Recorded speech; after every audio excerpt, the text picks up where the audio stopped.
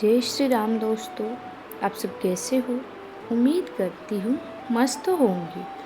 मैं प्रिया राजपुरोहित मेरे YouTube channel परी की डायरी में आप सभी का स्वागत है। आज हम सुनेंगे रामायण कथा का भाग 29, हनुमान और रावण का पुत्र मेघनाद का युद्ध। कथा शुरू करने से पहले आप सबसे एक छोटी सी रिक्वेस्ट है, मेरे YouTube चैनल पर पहली बार विजिट किया है तो चैनल को सब्सक्राइब करें, लाइक करें, शेयर करें और कमेंट में जय श्री राम जरूर लिखें। आइए कथा शुरू करते हैं। हनुमान का विशाल रूप। वानर श्रेष्ठ हनुमान के मुख से ये अद्भुत वचन सुनकर सीता जी ने विस्मयपूर्वक कहा, वानर युद्धपति हनुमान, तुम्हारा शरीर तो छोटा है, तुम इतनी दूरी वाले मार्ग पर मुझे कैसे ले जा सकोगे? तुम्हारे इस दुस्साहस को मैं वानरोचित चपलता ही समझती हूँ। सीता का अपने प्रति अविश्वास हनुमान को अपना तिरस्कार सा लगा। फिर उन्होंने सोचा कि मेरी शक्ति और सामर्थ्य से अपरिचित होने के कारण ही ये ऐसा कह रही है, अतः इन्हें ये दिखा देना ही उचित होगा कि मैं अपनी इच्छा अनुरूप रूप धारण कर सकता हूँ। ऐसा सोचकर वे बुद्धिमान कपिवर उस वृक्ष से नीचे कूद पड़े और सीता जी को विश्वास दिलाने के लिए बढ़ने लगे। क्षण मात्र में उनका शरीर मेरु पर्वत के समान ऊंचा हो गया। वे प्रज्वलित अग्नि के समान तेजस्वी प्रतीत होने लगे। तत्पश्चात पर्वत के समान विशालकाय, तांबे के समान लाल मुख तथा वृक्ष के समान दाढ़ और नख वाले भयानक महाबली वानरवीर हनुमान विदेह नंदिनी से बोले, देवी, मुझ में पर्वत, वन, अट्टालिका, चार दीवारी और नगर द्वार सहित इस लंकापुरी को रावण के साथ ही उठा ले जाने की शक्ति है। अतः हे विदेह नंदिनी, आपकी आशंका व्यर्थ है। देवी, आप मेरे साथ चलकर लक्ष्मण सहित श्री रघुनाथ जी का शोक दूर कीजिए।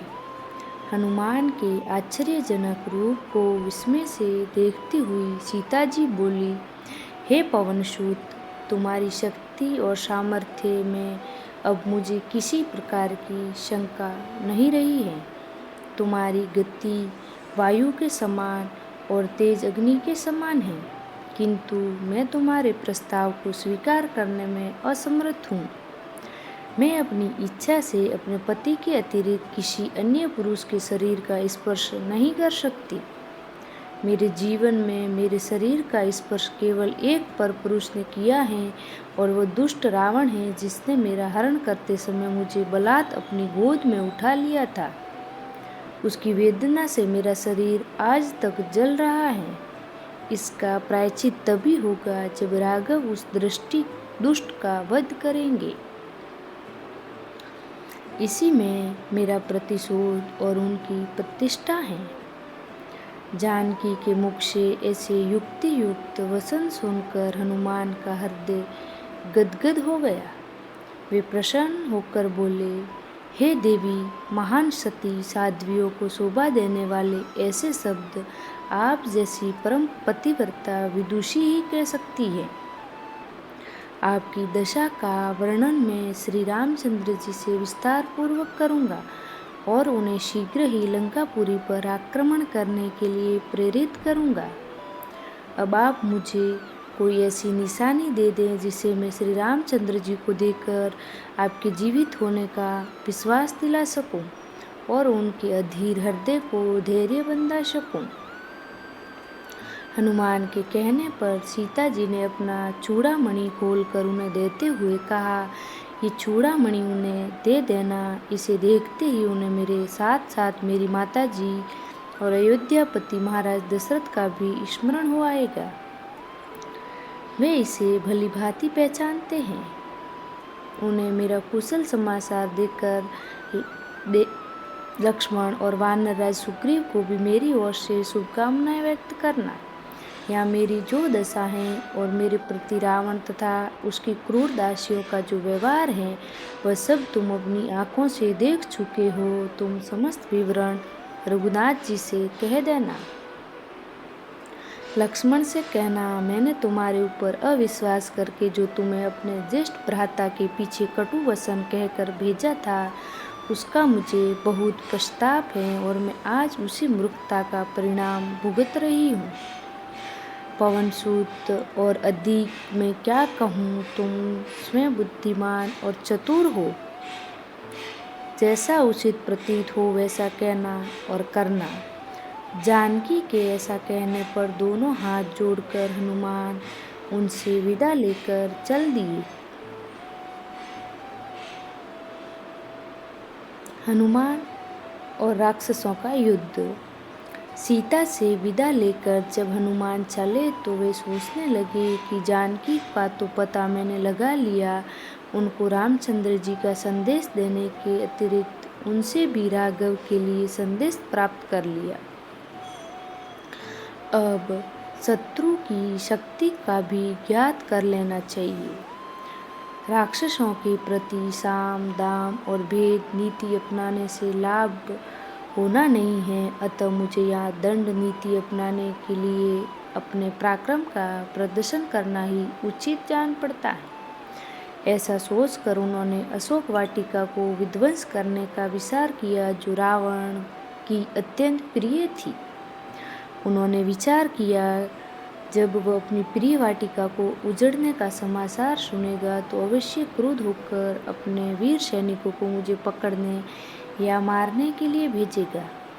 यह विचार आते ही वे वाटिका के सुंदर वृक्षों को तोड़ने तथा उखाड़ने, जलाशयों को मंथने और पर्वत शिखरों को शूर-शूर करने लगे।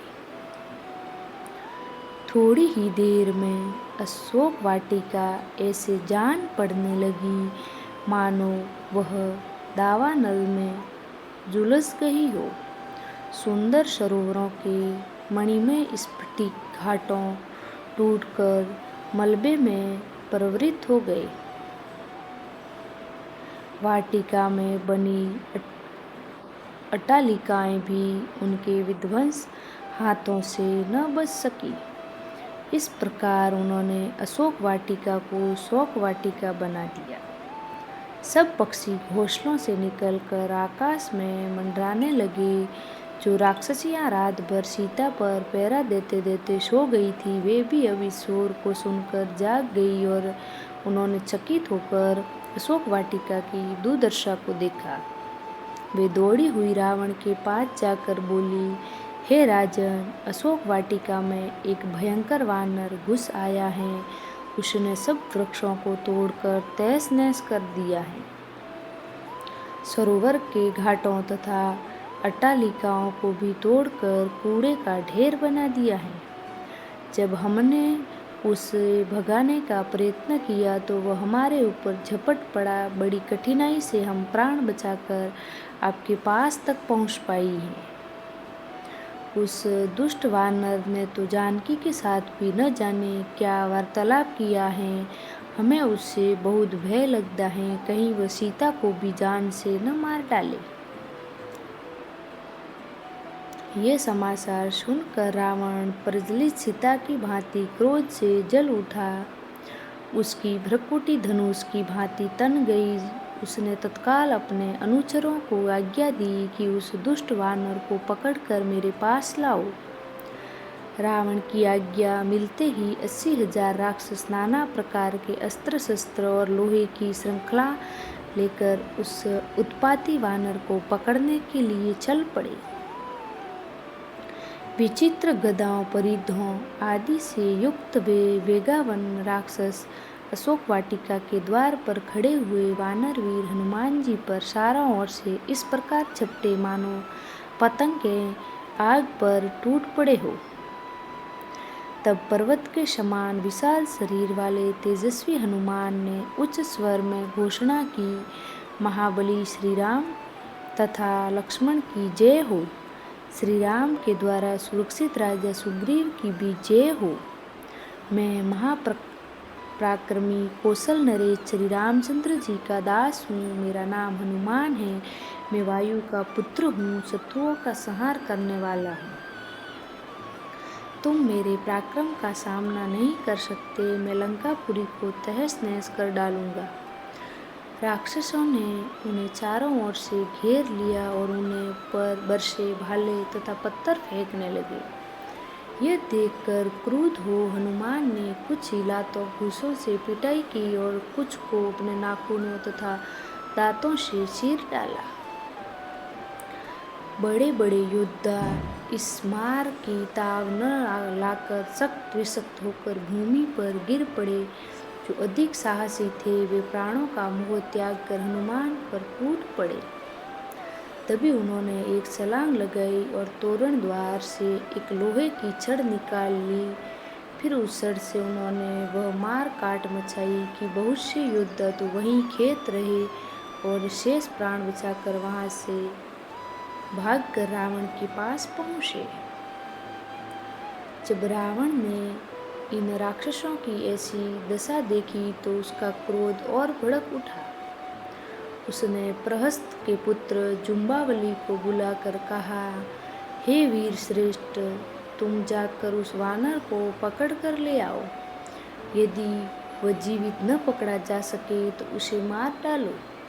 मुझे तुम्हारे बल पर पूरा विश्वास है कि तुम इस कार्य को भली भांति कर सकते हो। रावण की आज्ञा पाकर जुम्बावली अस्त्र शस्त्रों से सुसज्जित हो गधों के रथ पर सवार हो हनुमान से युद्ध करने के लिए चला। जब उसने उन्हें तोरण द्वार पर बैठे देखा तो वह दूर से ही उन पर तीक्ष्ण बाण चलाने लगा। जब कुछ बाण पवन पुत्र के शरीर को छेदने लगे तो उन्होंने पास पड़ी हुई एक पाषाण शिला को उखाड़कर जुम्बावली की ओर निराशा सांध कर फेंका। उस विशाल शिला को अपनी ओर आता देख उस वीर राक्षस ने फुर्ती से 10 बाण छोड़कर उसको चूर चूर कर डाला। जब हनुमान ने उस शिला को इस प्रकार टूटते देखा तो उन्होंने तत्काल एक विशाल वृक्ष को उखाड़कर राक्षसों पर आक्रमण किया आरंभ कर दिया, जिससे बहुत से राक्षस मरकर और कुछ घायल होकर वहीं धराशायी हो गए। अपने सैनिकों को इस प्रकार मरते देख जुम्बावली ने एक साथ 4 बाण छोड़कर उसका वक्ष काट डाला और फिर 10 बाण छोड़कर हनुमान को घायल कर दिया। जब हनुमान के शरीर से रक्तधार प्रवाहित होने लगी तो उन्हें बहुत क्रोध आया और वे एक राक्षस से लोहे का मसूल छीनकर जुम्बावली पर उससे धड़ाधड़ आक्रमण करने लगे, जिससे उसके घोड़े मर गए, रथ चकनाचूर हो गया और वह स्वयं भी निष्प्राण होकर पृथ्वी पर जा पड़ा। कथा सुनने में अच्छी लग रही होगी। परी की डायरी की कथा सुनने के लिए सर्च बार में परी की डायरी चैनल सर्च करें और कथा सुनें। हनुमान और मेघनाद का युद्ध। जुम्बावली के वध का समाचार पाकर निराश राज रावण को बहुत क्रोध आया। उसने 7 मंत्री पुत्रों को और 5 बड़े बड़े नायकों को बुलाकर आज्ञा दी कि उस दुष्ट वानर को जीवित या मृत मेरे सम्मुख उपस्थित करो। राक्षस राज की आज्ञा पाते ही 7 मंत्री पुत्र और 5 नायक नाना प्रकार के शस्त्रों से सुसज्जित असंख्य राक्षस सुबटों की एक विशाल सेना लेकर अशोक वाटिका की ओर चल पड़े। इस शत्रु सेना को आते देख पवन पुत्र हनुमान ने किटकिटाकर बड़ी भयंकर गर्जना की। इस घनघोर गर्जन को सुनते ही अनेक सैनिक तो भय से ही मूर्छित हो पृथ्वी पर गिर पड़े। अनेक के कानों के पर्दे फट गए। कुछ ने तो हनुमान का भयंकर रूप और मृत राक्षसों वीरों से पट्टी भूमि को देखा तो उनका साहस छूट गया और वे मैदान से भाग खड़े हुए। अपनी सेना को इस प्रकार पलायन करते देख मंत्री पुत्रों ने हनुमान पर बाणों की बौछार आरंभ कर दी। बाणों के आघात से बचने के लिए हनुमान आकाश में उड़ने और शत्रुओं को भ्रमित करने लगे। आकाश में उड़ते वानर वीर पर राक्षस सेना नायक ठीक से लक्ष्य नहीं साध पा रहे थे। इसके पश्चात वे भयंकर गर्जना करते हुए राक्षस दल पर वज्र की भांति टूट पड़े। कुछ को तो उन्होंने वृक्षों से मार मार कर धराशायी किया और कुछ को लात घूसों, तीक्ष्ण नखों तथा दांतों से सख्त विसख्त कर डाला। इस प्रकार उन्होंने जब 7 मंत्री पुत्रों को यमलोक पहुंचा दिया तो विरूपाक्ष, युपाक्ष, दुर्शेष, प्रघस और भास्करण नामक 5 नायक तीक्ष्ण बाणों से हनुमान पर आक्रमण करने लगे। जब दुर्योधन ने एक साथ 5 विषैले बाण छोड़कर उनके मस्तक को घायल कर दिया तो वे भयंकर गर्जना करते हुए आकाश में उड़े। दुर्योधन भी उनका अनुसरण करता हुआ आकाश में उड़ा और वहीं से उन पर बाणों की वर्षा करने लगा। ये देखकर दांत किटकिटाते हुए पवन पुत्र दुर्धर्ष के ऊपर कूद पड़े। इस अप्रत्याशी आघात को न सह पाने के कारण वह तीव्र वेग से पृथ्वी पर गिरा, उसका सिर फट गया और वह मर गया। दुर्योधन को इस प्रकार मारकर हनुमान ने एक साखू का वृक्ष उखाड़ कर ऐसी भयंकर मार काट मचाई कि वे चारों नायक भी अपनी सेनाओं सहित धराशायी हो गए।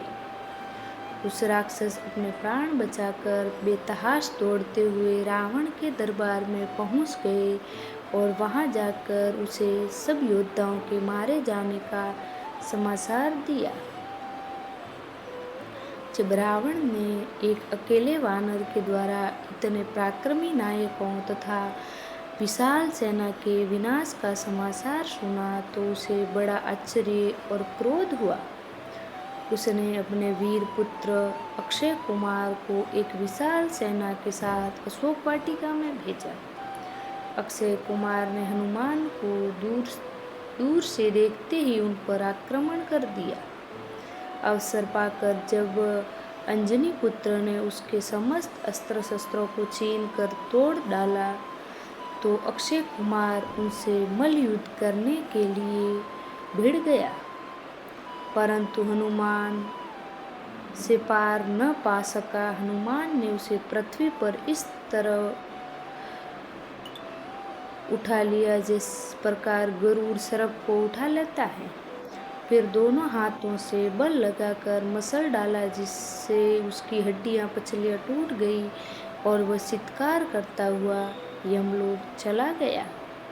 जब रावण ने अपने प्यारे पुत्र अक्षय कुमार की मृत्यु का समाचार सुना तो उसे बहुत दुख हुआ। उसके क्रोध का अंत न रहा।